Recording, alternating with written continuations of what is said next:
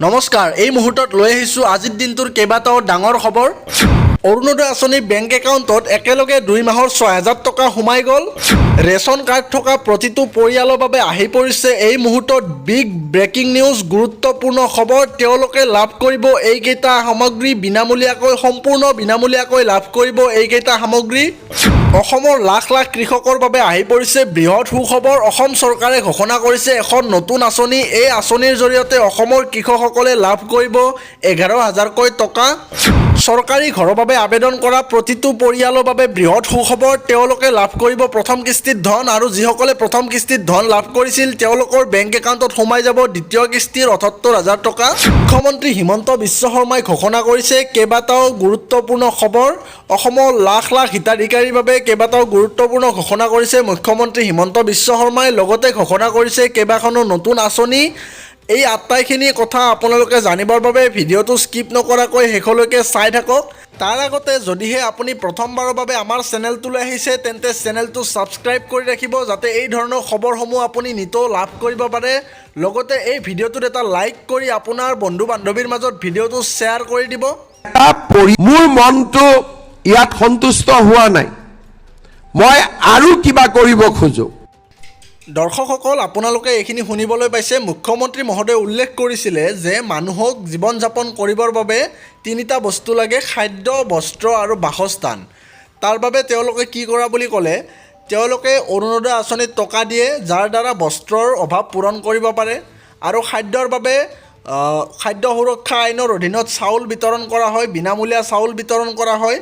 তাৰপিছত অসম চৰকাৰে পদক্ষেপ গ্ৰহণ কৰিছিলে যে প্ৰতিটো ৰেচন কাৰ্ড থকা পৰিয়ালক 100 টকাতে দালি, নিমখ আৰু চেনি বিতৰণ কৰিব। আৰু তাৰপিছত মুখ্যমন্ত্ৰী মহোদয়ে ঘোষণা কৰিছিল যে নিৰ্বাচন যোৱাৰ পিছত এই আঁচনিৰ অধীনত তেওঁলোকক মিঠাতেলো বিতৰণ কৰা হ'ব আৰু বিনামূলীয়াকৈ বিতৰণ কৰা হ'ব বুলি মুখ্যমন্ত্ৰী মহোদয়ে ঘোষণা কৰিছিল। আৰু ৰেচন কাৰ্ড থকা হিতাধিকাৰীসকলৰ বাবে এইকেইটা গুৰুত্বপূৰ্ণ ঘোষণা কৰিছিল মুখ্যমন্ত্ৰী হিমন্ত বিশ্ব শৰ্মা ডাঙৰীয়াই।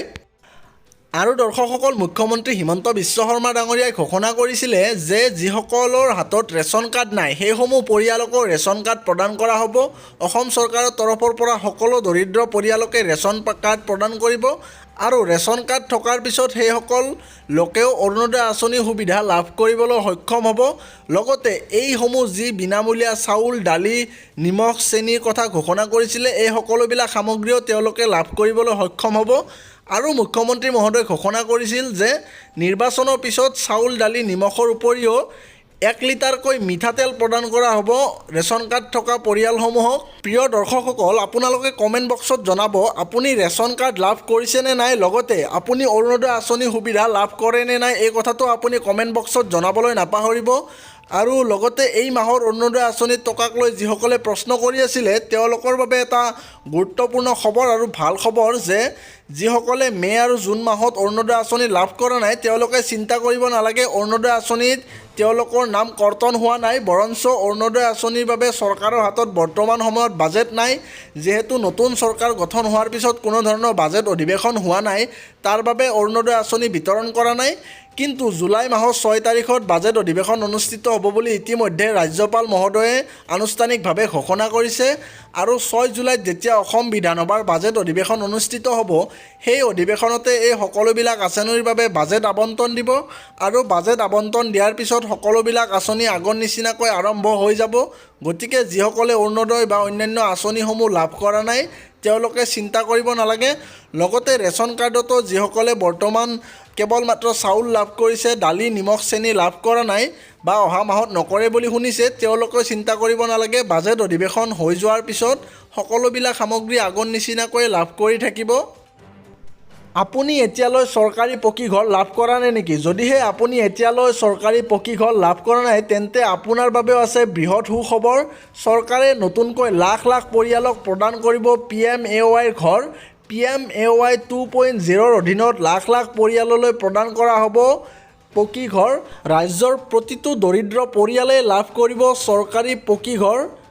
নতুনকৈ 16,810টা পৰিয়ালে শীঘ্ৰেই পাব চৰকাৰী পকী ঘৰ। এই 16,810টা পৰিয়ালৰ ভিতৰত কাৰ কাৰ নাম আছে, এই তালিকাত কাৰ কাৰ নাম আছে সেইসমূহ কিদৰে জানিব?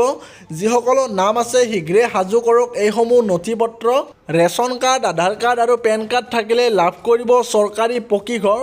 সামাজিক মাধ্যমযোগে মুখ্যমন্ত্ৰী হিমন্ত বিশ্ব শৰ্মাই বৃহৎ ঘোষণা কৰিছে। ৰাজ্যবাসীলৈ বৃহৎ ঘোষণা কৰিছে মুখ্যমন্ত্ৰী হিমন্ত বিশ্ব শৰ্মা ডাঙৰীয়াই।